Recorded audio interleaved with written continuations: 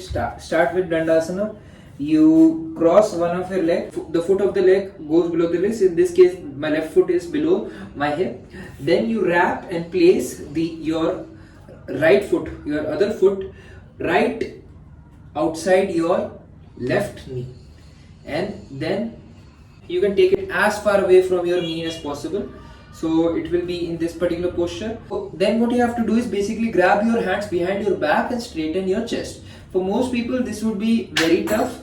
So what they can do is use a rope. This is a yoga rope, or basically you can use a dupatta or any cloth or towel.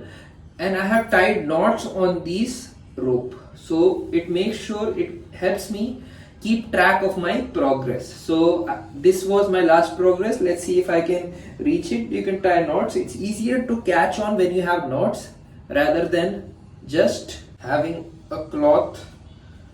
So this is what I will do, and I'll stay here for 30 to 40 seconds. Make sure the hand that you're using at the top is the same, that's same as the leg that's on top. You stay here for 30 to 40 seconds. You can avoid this if you have a groin injury or knee injury.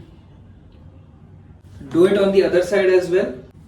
So I return to my position, and I'm gonna try to grab my left hand from behind.